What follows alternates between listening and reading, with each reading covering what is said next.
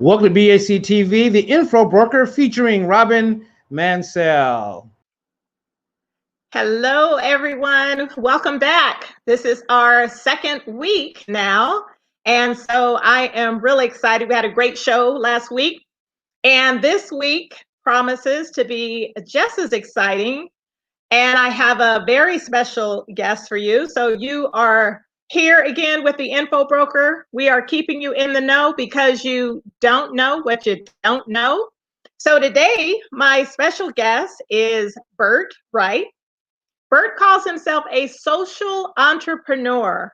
And much of our conversation today is going to be about his very new book that has just come out. That is one of my favorite topics.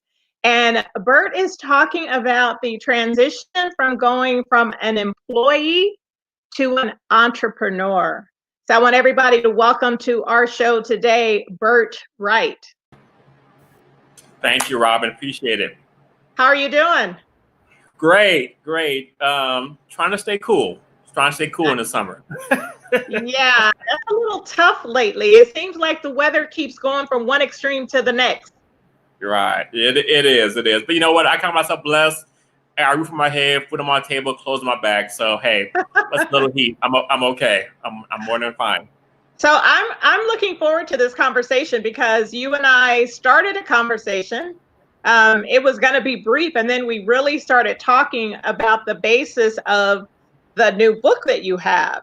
But before we go into your book, why don't you tell everybody a little bit about you, because you call yourself a social entrepreneur.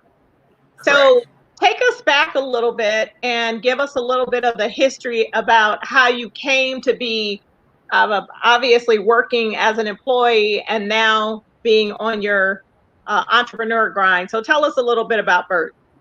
Well, definitely, my pleasure. So I come from a family of entrepreneurs. My dad was a general contractor, and I say was because unfortunately he has passed on almost 20 years ago, but he's still with me here in spirit. So he was my first role model as an entrepreneur. He was a general contractor, real estate appraiser and inspector, and my mom had owned her own daycare service for many years before she had closed shop there too. So I grew up in a family of entrepreneurs, always understood the value of entrepreneurship. My dad always made it very clear that education was important, and also that education was a platform or a launching pad to other options there too. So I went to college, did what everybody was supposed to do. Went to college, got a degree. Actually, have a master's degree. Was a teacher for many years, and after becoming a school teacher for many years, I was into corporate America, working for a major restaurant franchise corporation. And in my role, my job, strangely enough, was to help other entrepreneurs better run their business, which is ironic. Here was an employee who was telling business owners how to run their business. But it kind of made sense because it was a franchise system. My job was to make sure they maintain corporate compliance and quality assurance. But I never lost my hope and desire to become an entrepreneur. I've done many things in the past, from delivering newspapers when I was junior high school to trying in different direct selling companies to, selling candies in high school and different things, right? So I was looking for an opportunity to start my own business. And in by 2011, I was blessed to marry my wife. And one thing, as a man who wants to take care of his family, money is important. So absolutely. I got to a point where I realized I needed to start finding other ways to create income. And I entered the world of financial industry profession, and became an entrepreneur. It gave me two things I wanted more than anything else, which was the ability to have an impact and the ability to make income. Because I've always learned from my dad that the value of being an entrepreneur is that you can make a difference in the lives of others. Mm-hmm. And so I don't count myself just as an entrepreneur. I count myself as a social entrepreneur because I believe entrepreneurship can be a vehicle for social change within the community. That is huge, and I've actually never heard it put that way before, but I like that. I think a lot of entrepreneurs get into leave corporate and come into the world because there's a problem they want to solve. Mm-hmm. And so that is typically why I find people, for a number of other reasons also, but typically there's some desire they have to make change in some way, shape, or form.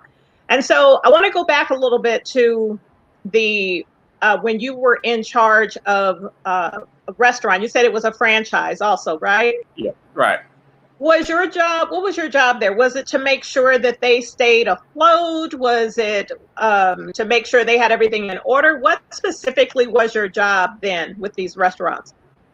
It was a little bit of both there, Robyn. So at the time, I oversaw about 30 plus restaurants. Like I said, I was working for the corporate side of the restaurant chain. So my job was corporate compliance, which included making sure that when you walk into every different restaurant, you get the same experience, the same customer service experience, the same food, quality control.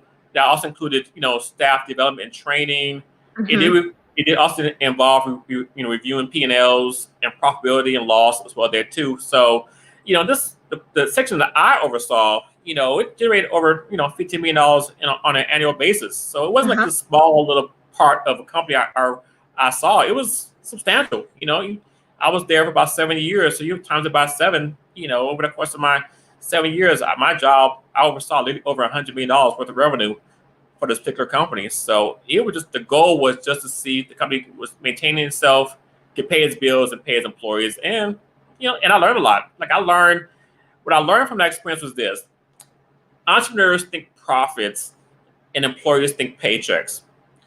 And so the ability to, as in my role, was to understand how to navigate to who I was talking to, because I sat in this middle spot, and the business owner or franchise owner couldn't make more money if the employee didn't see the value, how it impacted their paycheck. The entrepreneur couldn't make more money if they didn't see the value of spending more money, so they increase their profits. So there's interesting dance I had, there, and I learned firsthand, like, people are still people. I don't care if you earn a paycheck or you have a profit statement.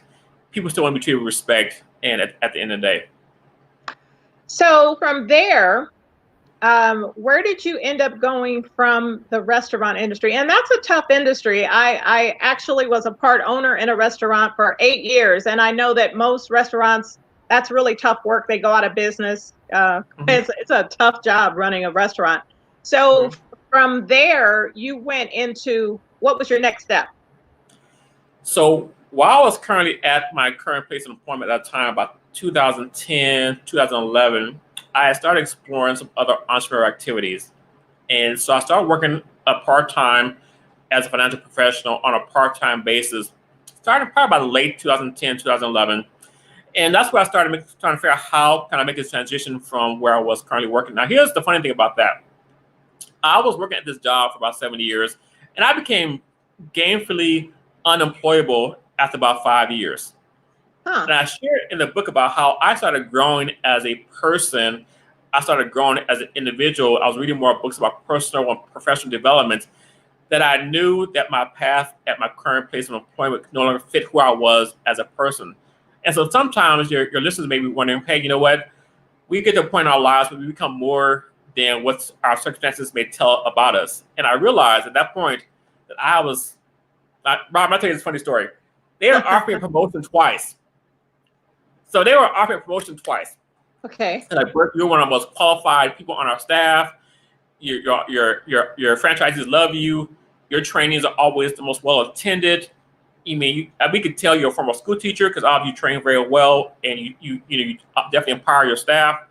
So we want to promote you. The first time I said no, because I think I laugh about it now, because I said no because the person who was my colleague who took the promotion, I saw how much more they were paying that person, how much stress they were having to endure. And I said, that is not worth the paycheck. Like I was like, I'm okay.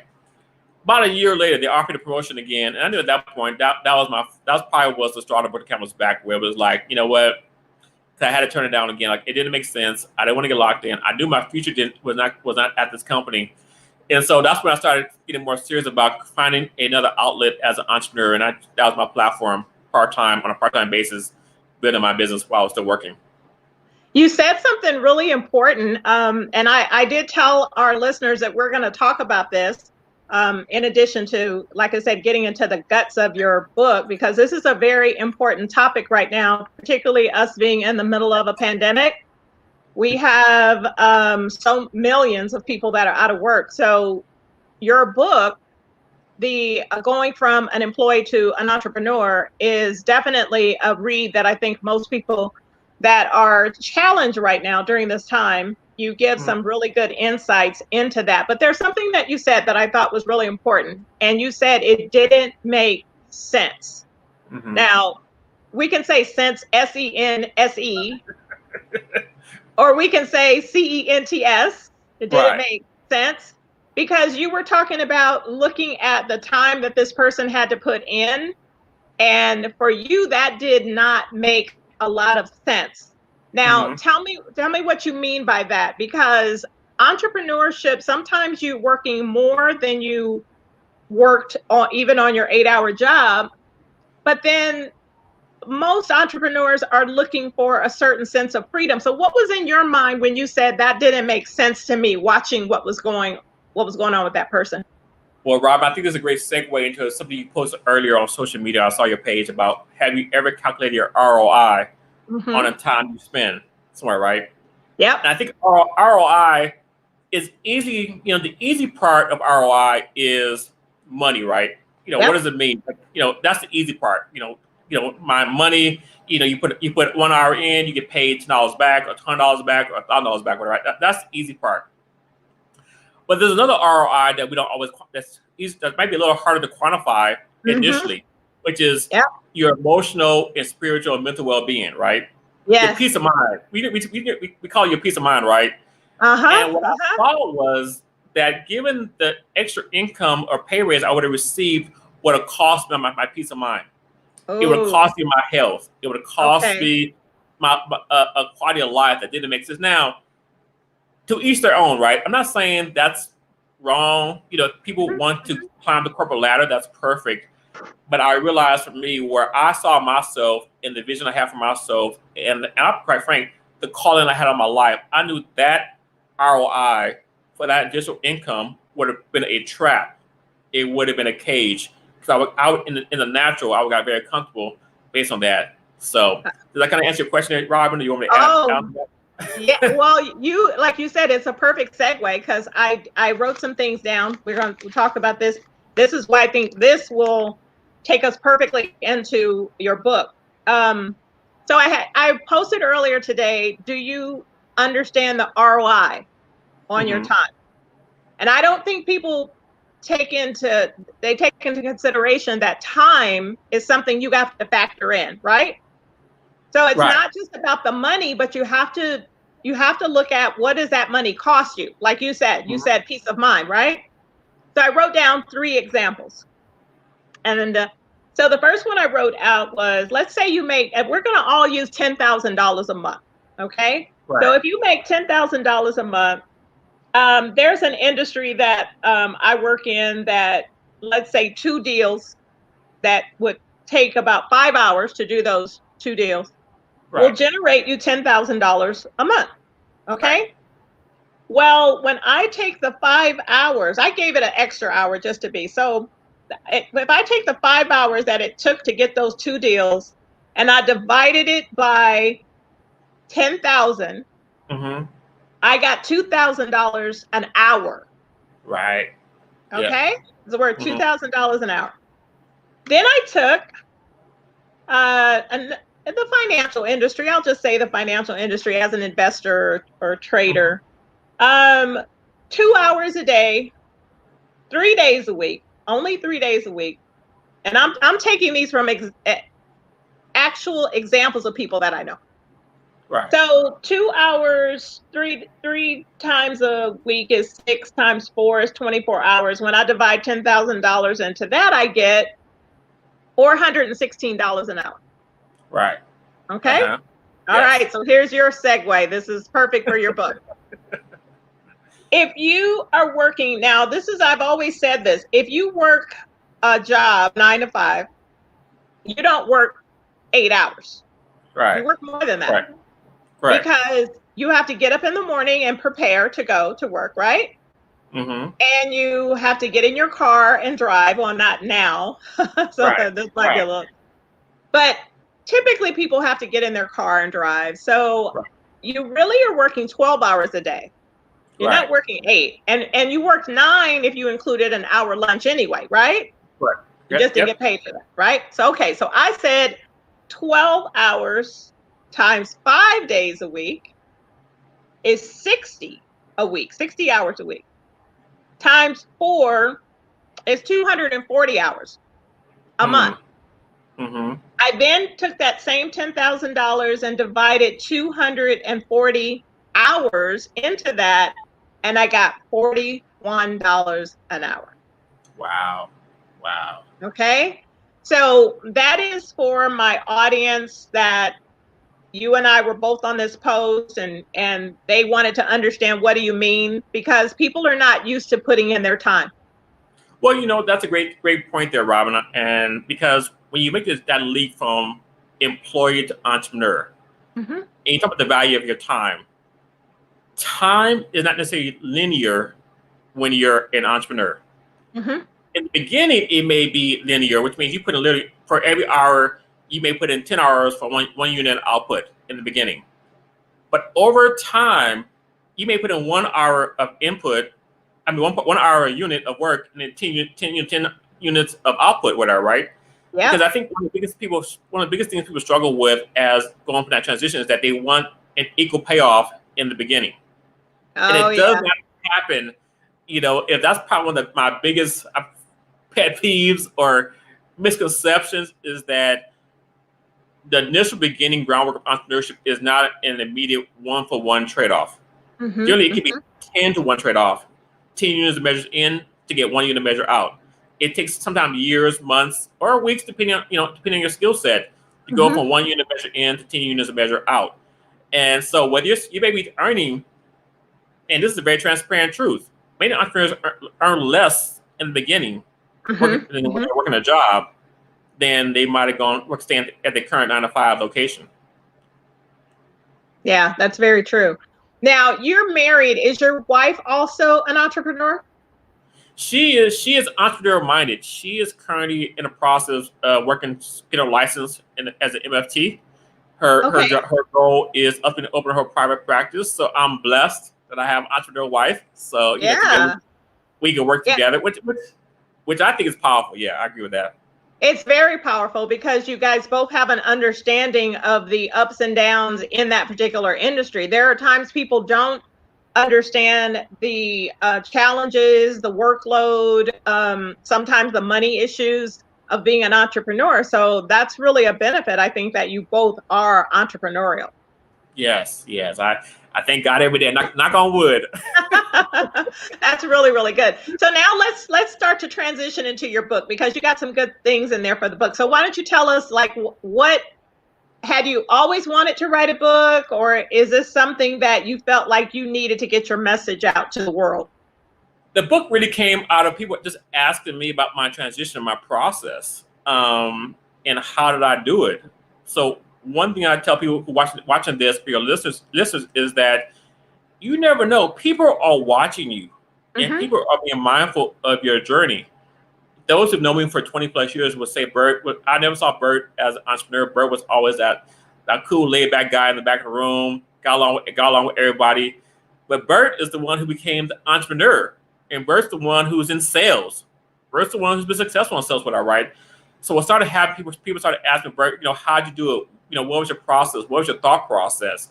And that's really what was the motivation for the book. Was I wanted to just put it on paper and share it. And the irony is, it took a few years to get it written and a few years to get it done. But I believe in divine timing, divine assignment, and this was the year that it needed to be put out there. Because if nothing else, right now, people need another outlet or another option to make some money. So, what was your biggest challenge going from that structure of being an employee to now you have to manage your time effectively yourself? So what was that like for you? Whew. How much time we got? Like, Can we have a therapy session about this? Okay. Well, you know what? We may need to for our listeners may need that, because that is typically, I think that's the dream of a lot of people, is to be an entrepreneur. A lot of people have side hustles and things right now. So yeah, that probably everybody needs a little therapy with that. So what was that like? Because I myself, having been self-employed now for 30 years, there is a process to that. It does not, Right. you're used to being almost robotic. You're used to having to do things a certain way and go at a certain time. You eat lunch at a certain time. And now a lot of people are working from home. A lot of entrepreneurs start out that way. So what was that like? It's got to be some challenges the way you said that. So tell us about that.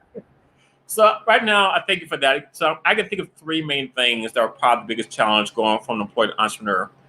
And the first one probably is a matter of your personal identification. What do I mean by that?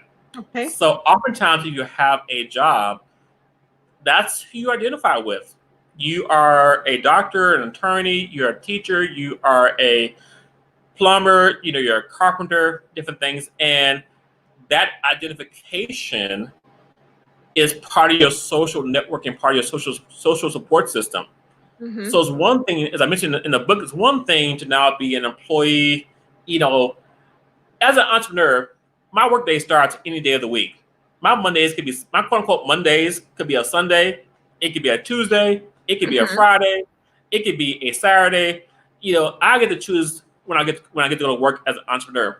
Mm-hmm. As an employee, you hear it, man, it's Monday.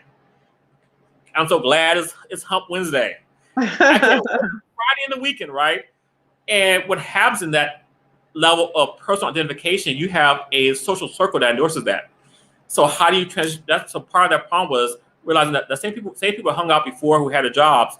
Mm-hmm. We can talk about a Friday or a Saturday or a Sunday. Like, I'm not going to happy hour. I'm working my business in the hours, whatever, right? That's part number one. Number two was just learning my own level of self-discipline myself and be honest with myself.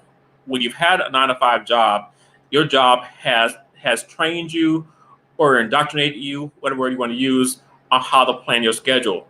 So they tell you when to go to work, they tell you when to go to lunch, they tell you when to get off.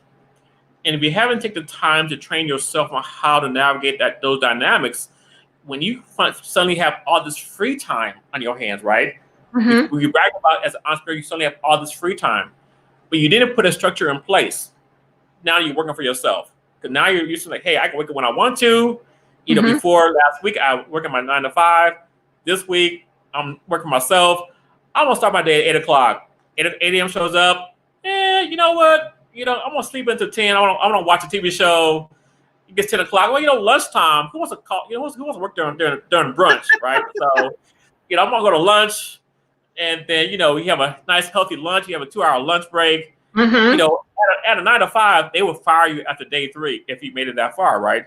So that's the second challenge I have. And the third one was, and I'm talking about the part of the therapy part, which is that it can be isolating. Now you've given it your identity. You realize you don't have the structure you need in place. And now who do you turn to support you during this new part of your journey, whatever, right? Because now you're trying to figure out, I'm learning a new skill set, which is entrepreneurship is a skill set. It is not something we get taught in school. So that's probably my top 3 things I've had to struggle with going from employee to entrepreneur. Now, was it difficult finding clients? Because now, a lot of times people that are on their job and perhaps maybe even in the same industry as you, that business is kind of filtered to them. So for you, now you had to go out there as I like to say, and hunt. Right. So what was that? What was that like? Well, you're going to have to learn to hunt regardless. I believe, I don't remember I heard it first, but your number one job as an entrepreneur is to be your probably a salesperson for your company. So whether you own a franchise, whether you're in direct marketing, or whether you are starting your own mom and pop business, it comes with the territory.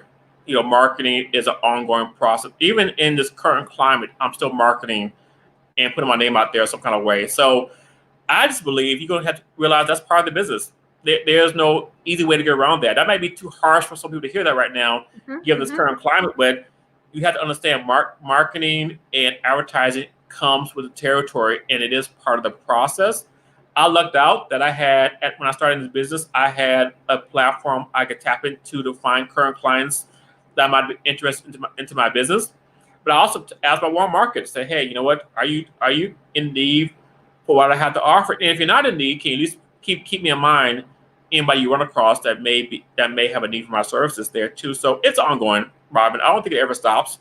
I think you just realize that entrepreneurship. Actually, you know what? The fourth thing I realized by starting my own business, rejection. Oh, yeah. Dealing with rejection. Now you made me think about it. We deal with rejection a lot. I always say, we swim in an ocean of rejection as an entrepreneur, and you got to have a tough skin. You got to. Yeah. Oh yeah, that is. You have to kind of let some things roll off. You cannot be that sensitive and be in this type of business. Yes. You can't take it personal. But what I want you to tell everyone is what type of business. We kind of alluded to it, but why don't you tell people specifically what is it that your business does?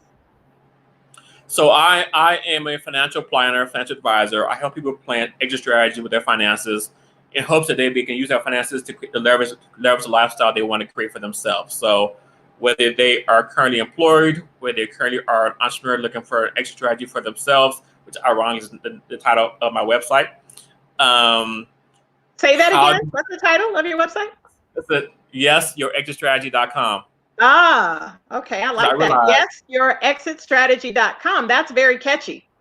Because we all need an exit strategy with our finances some kind of way, right? And at some point in our lives, whether we are currently employed or an entrepreneur who may be looking at some point to figure out how do I manage my finances for my household so I can do what I want with it. Whether you are currently in retirement or planning to retire very soon, how do you plan your current finances? And then if you are currently already retired, how do you leverage your finances to create a legacy for your family? There are all different stages of an exit strategy where you are in your life. So I do that through the financial services industry. I am registered rep, and I also do securities licenses and investment planning and all that type of stuff. And I love it because I think it makes a difference. I can create an income and create an impact on my community, which has gone to what we said earlier about me being a social entrepreneur. I want to know I'm making a difference and still get paid well for it. So why do you think that people this is an area that they put off typically? Do you think it's because people think that their job is going to handle everything for them? Because we know that's not true anymore. Right. So why do you think people are hesitant, I should say, hesitant to dive head on into this area of preparing? Well, quite frankly, because as I mentioned earlier, I'm a former school teacher, and during all the 7 years I was a school teacher, I never had a lesson plan or part of my curriculum to teach the students about financial literacy. I never learned it myself growing up through all my years of K through 12 and even during college. So we've just created this culture where financial literacy or financial education does not have a priority in our lives. It's about instant gratification. And I was looking at a stat today, actually, a stat I received from my firm about. Here's an interesting stat that we just came across my desk this year, which was that as of June 2020, the savings rate of Americans was 35%. To put in perspective, the savings rate of Americans at the same time last year was less than 5%. So in the course of 1 year, we've seen our saving rates increase by 7 times, give or take. Wow. The reason that has happened is because people nowadays have had a outside force that's impacted their financial well-being. I know you and I spoke about this a couple weeks ago about how sometimes we sit in this status quo lifestyle, going through every day in the mundane, the boring stuff, whatever, right? Until we've had an external force upon our lives. Well, the pandemic, COVID-19, the stay-at-home order has been an external force right now in people's lives. And now they're open to talk about their financial well-being. And another reason why entrepreneurship needs to be considered, because as we've seen, and nothing else, you need to have another source of income or another way to create create money at will. Yeah. You think this wake up call will, we have a tendency, Americans or just people in general, that during a time of crisis or during a time of chaos, we think about it then, and then it tends to kind of, wear off. You've seen that, Yeah, right? right, Like we have right. a tendency to, the things that are concerning to us are concerning at the moment, but not necessarily long term. So what do you, those are huge numbers to say that it went from, what did you say, 5% to 35? Correct. Yeah. Those are huge numbers. Those are huge. I mean, that's enough to start a change, make a major impact. So what are your thoughts about, do you think this is going to continue, or what do we do? So two questions. Do you think it's going to continue? Two, what can we do to make it continue? Well, if I had a crystal ball, I would love to see it continue. I think I would love to see that part there too. You're correct there, Rob. I do believe one of the problems we have when people begin to feel at ease, right? Mhm. Or things get back to normal. Yeah. And it's hard not to bring a little bit of politics in this conversation, but depending on what happens with the next presidential election, it will determine how people respond to their own financial well-being. It's not about what side of the table you're on, whether you're Democrat or Republican. I think it depends on, in the day, people are going to make a certain assumption regarding the economy and their own financial well-being based on who may be in the White House or who may be in our seat. I say that because people's decision to be financially literate or financially smart or intelligent really is a personal decision. And it's my hope that in my seat, I can help impact that. But until people feel that pain on a large scale, it's hard to maintain that. And right now, people are feeling the pain across the board, and that's why we're seeing this huge jump in savings rates. But should the economy, how are you going to define it, get back on track? I don't see it happening. Yeah, it's like you said, you can't have a crystal ball. How it's kind of hard to know. But are you seeing your business increase? It has far more, as you can. Well, I'm in an interesting industry, right? Because it's kind of almost. I don't say it's kind of cyclical, but when times are tough, people want to talk to me more often because they're like, "Man, what's going on? How do I manage my money?" When times are good, they assume they don't need me as much, or whatever, right? So I think it's kind of interesting that how as a financial service professional, we kind of in this middle of the road place where we can serve people whether they're during good times and bad times. That's one of the things I love about it. So, do you think people are saving more out of fear, or are they really thinking that I need to do a legacy build, I need to do something to protect my family? Or do you think it is really more out of fear that they may not be prepared if this lasts longer, any longer than we anticipated? I think it's a mixture of both, but I think definitely the fear part comes into play. When you start seeing these social safety nets begin to evaporate, people begin to wonder, how can I survive? Should I be on the chopping block for my current place of employment? And that's a reality check. Whether you're a college educated person or whether you're somebody who works at a fast food restaurant, you are facing a very harsh reality check regarding your current economics. One thing I'm telling some of my clients to be mindful that, hey, you should always prepare for the worst. And I think I was also give them this story, which is I just do I share advice that I do myself, which is start saving, increase my savings account, plan for the worst, but also be mindful of opportunities that may come up as well there too. Sometimes my colleagues get on me for being too honest and too authentic. I say, hey, look, you know what? I didn't get into this industry until I was in my late 30s, and because of that, I had a long work history, so I didn't know what I know now until I got into the industry. So I use it as a point of connection with the clients to say, hey, you know what? I understand why you may not understand how to navigate your finances, because I never learned my entire adult career until I became a professional myself. And and we don't learn that growing up always, right? So I think whether you're starting to become an entrepreneur, whether you are an employee, financial literacy needs to become one of the top priorities in all of our lives. Next to having a second source of income, starting your own business. Yes, that is really huge. I actually think, and I'm from the dating myself. I'm from the pre-social media time, right? Mhm. The pre-gig economy. So Right. it was just kind of, making its way. But for now, because when I left corporate America, I went into the insurance industry also. But do you think that there are more opportunities now for people to have a side hustle, or to, not necessarily have to leave their job completely, but do you think there are more options available for people today? Man, Robyn, look, as somebody said it once, if you got this little piece of technology, Right. you can run an entire business off of your phone. Yeah. Your Yeah. phone, your tablet. So the answer is yes, yes, and a yes again, right? You have more opportunities. So there's a deeper question in that conversation, in that question, which is, do you have the mindset to see the Mm. options?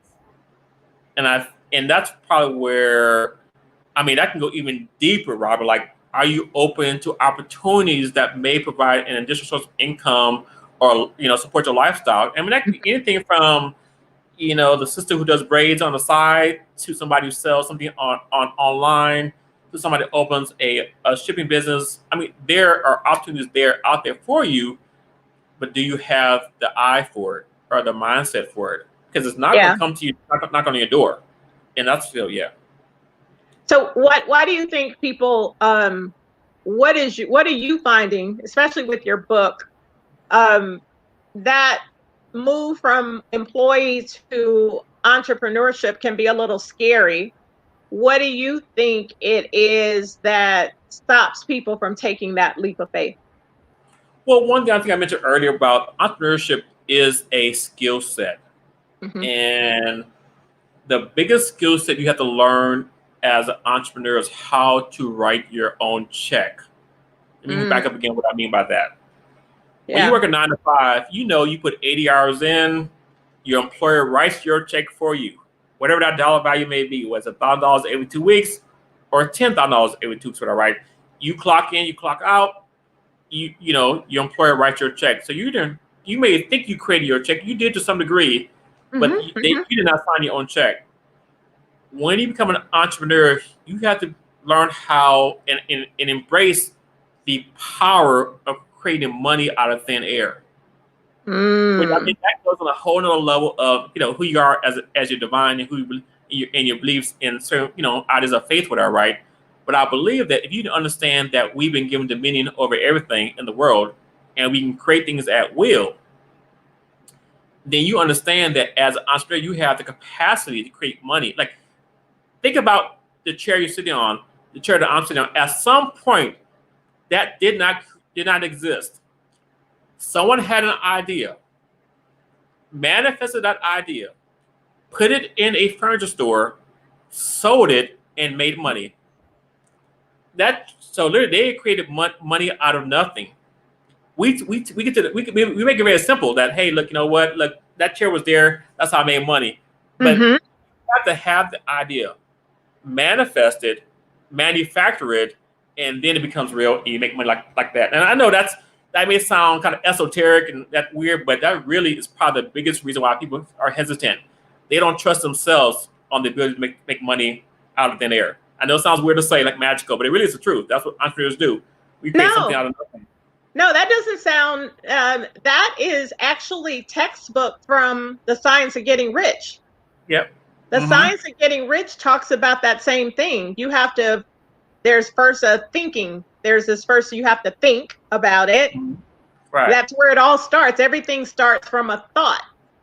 Right. And so who knew that we'd have electric cars right now, right? Right. Right. So who knew that you would get in a car with a stranger, right, and they would drive you somewhere, right? Right. So everything starts with a thought.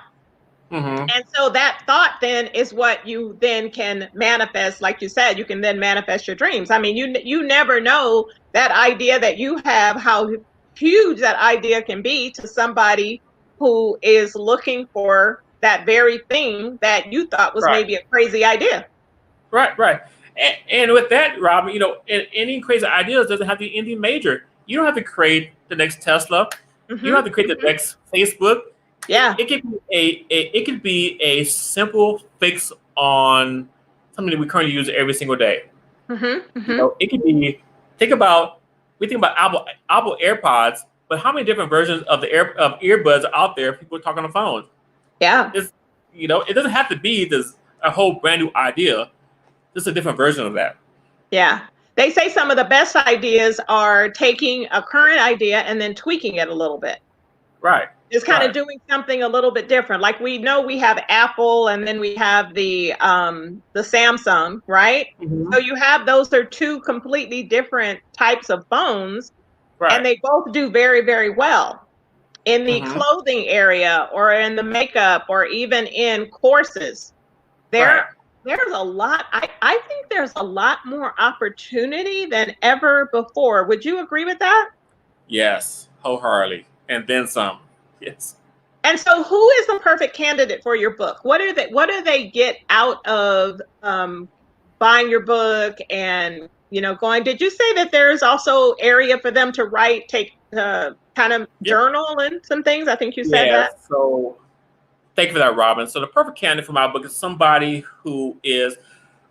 My book designed to be and a good friend of mine said this the other day. My book is designed to be a. Should you do this book? Oh, I like that. Should you do this? That's really good. That's a qualifier. Should you do this book? Okay. And what I mean by that is this.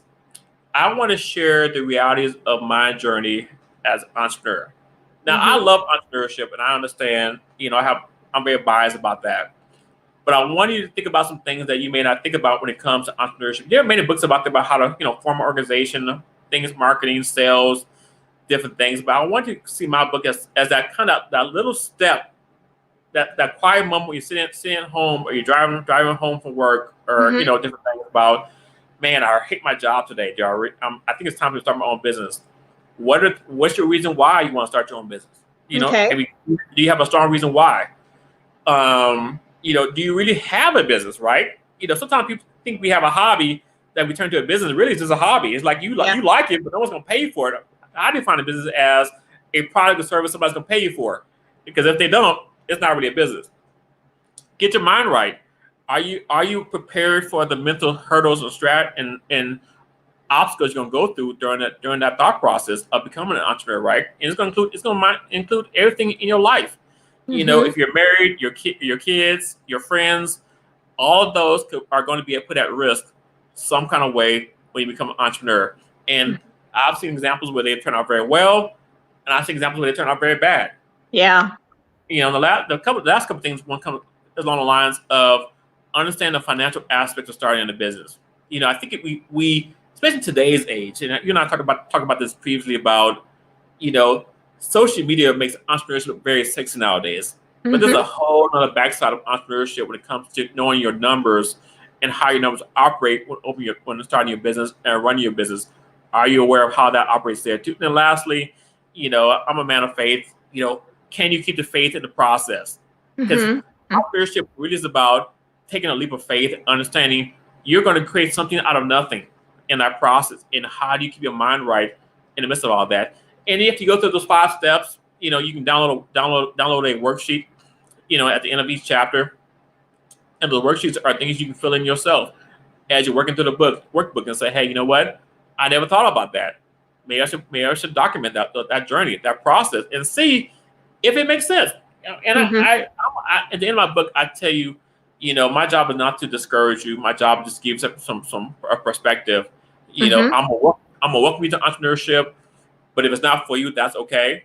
You can still be a well-paid employee, and still make a great lifestyle for yourself.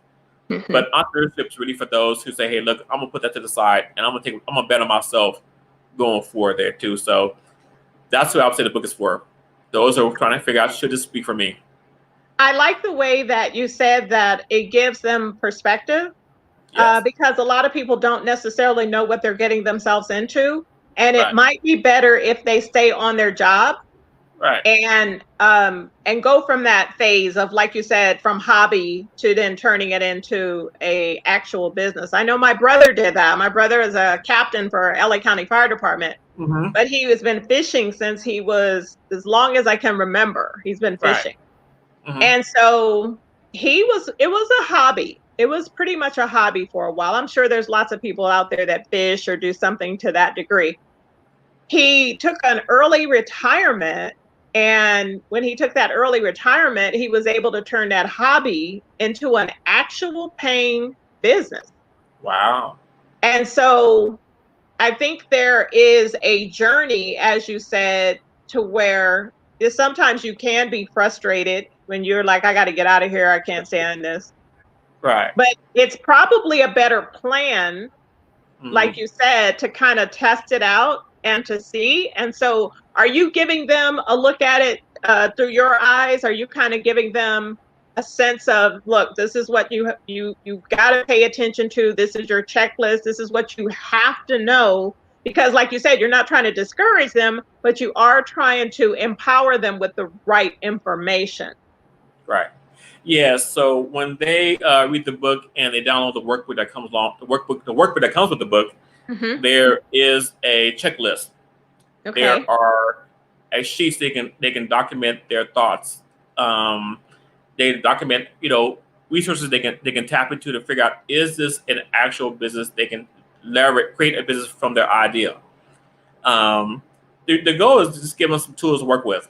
I understand I'm not the end all be all of all the resources out there. There are plenty of options out there, but what I saw was in the marketplace there was not a place for people, professionals or employees to go to say, hey, you know what things should I think about? I'm just at the thinking phase. You may just be at the thinking phase of going from employee to entrepreneur.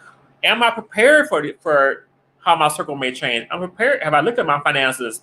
Have I looked at, do I really have a business? Have I looked at what is my reason why? People say I want to make more money. Well, I agree. That is very powerful. But at some point, if money is your only measuring stick, then when the money comes and goes, then your joy goes with that too. Yes. Oh gosh, that is so true. Because I had a boss, and he said years ago, and he said that people don't work for money. They work for a sense of accomplishment. Right. He's always, I think, also a person's attitude about money. Like, what are your thoughts about money, or what is your relationship with money? Do you think money is difficult to come by, or do you think that money is easy to create? And nowadays, with everything that we have out there, it is, like I said, maybe coming from the generation that I've come from, I think people have it made. I really do. I think people have, I think they really do. And I know that there is no, for us, it was the E-Myth. Do you remember that book? Had you heard of that?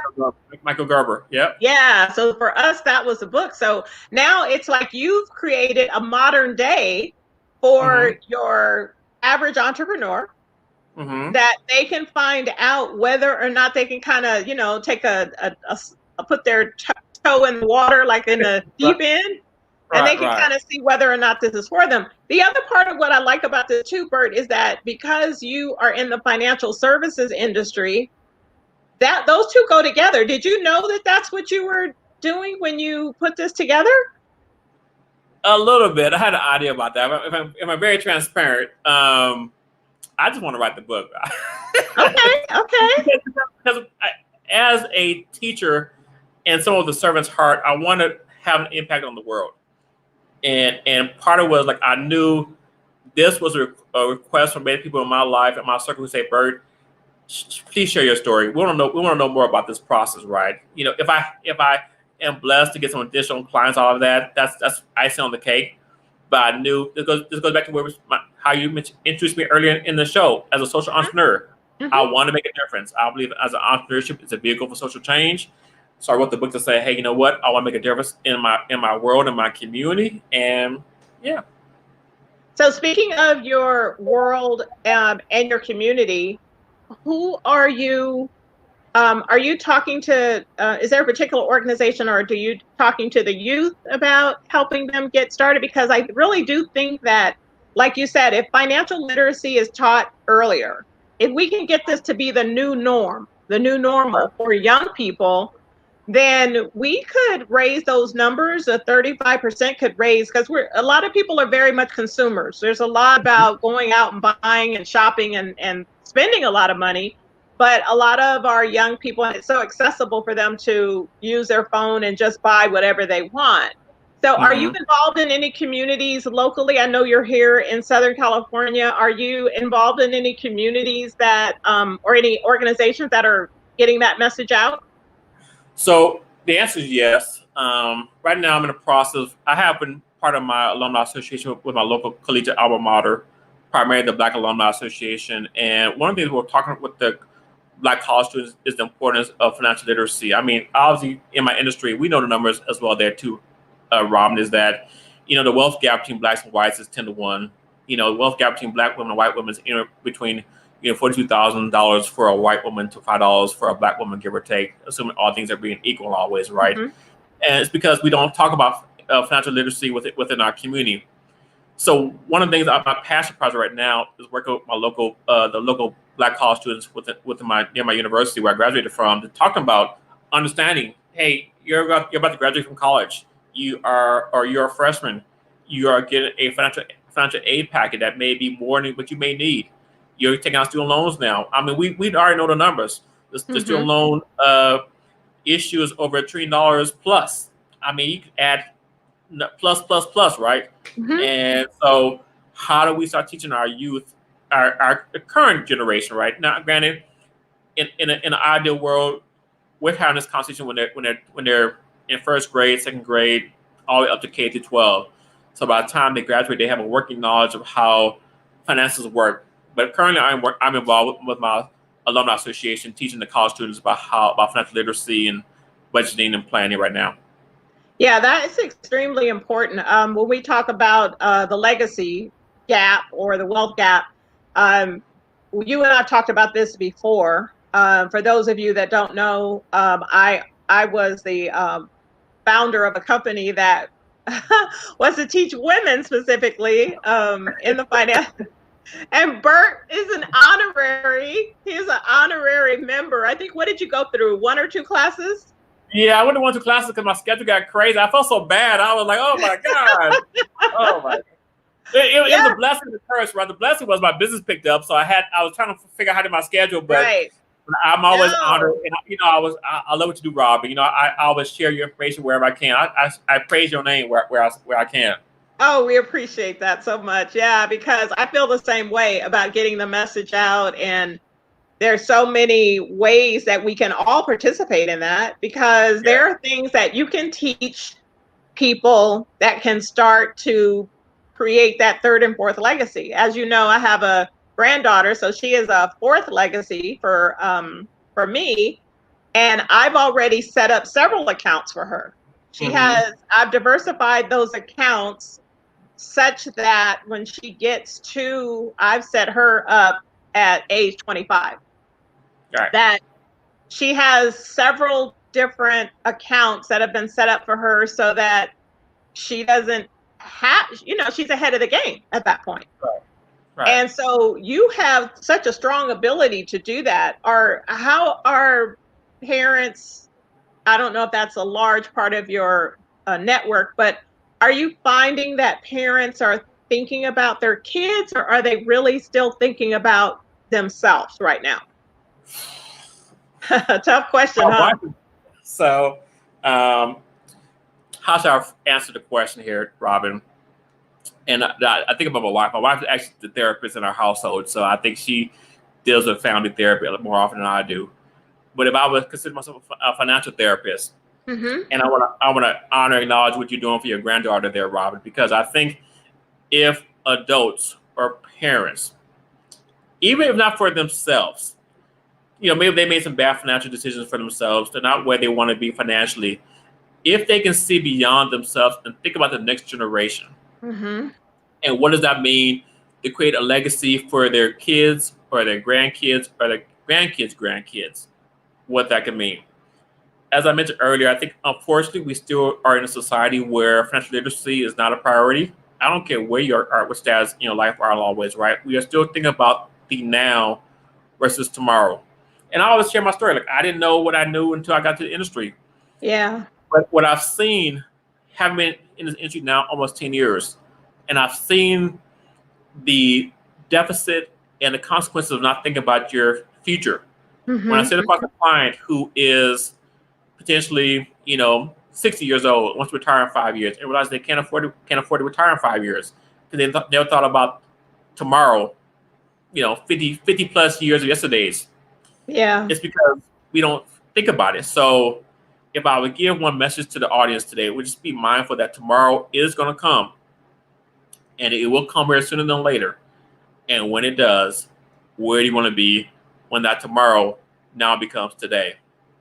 Oh, if that doesn't hit you, that that hits me deeply, because that is one of the reasons that I'm doing that, because I am thinking about, I may not even be here to see that fourth and fifth, generation carry on, but I have to think about that right now. It can't always just be about yourself, right? Mm-hmm. And so that was very powerful what you said. So once again, I just want to thank you, Bert, I'm so glad that we were able to have you on the show. You are doing just amazing things. Your book, I think, is something that everyone, existing entrepreneurs, sometimes need to have a recheck on what is going on.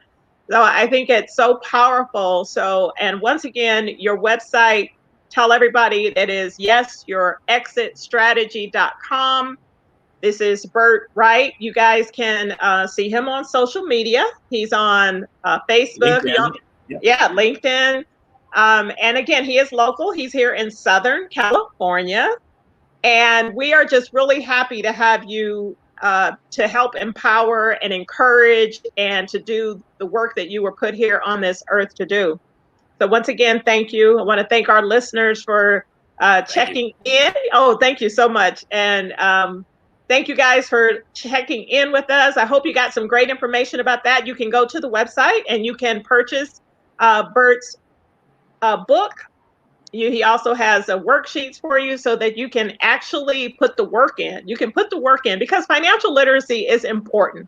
It is very important that we make these changes, that we are serious about, and that we think about our future, that we're not taken off guard like we were because of this pandemic, that we are able to do things that we really can have some control over. So it's very important that we look for people like Bert. There are people out there that are putting the information out there and are helping us. And that is what we are here to bring you at the Info Broker. The Info Broker is here to keep you in the know, because, again, you don't know what you don't know. Thank you. Just tune in. You can tune in every Tuesday at 4 p.m. And we will come back next week with another exciting and informative guest to help keep you in the know. Thank you, everybody. We'll see you next time. Bye-bye.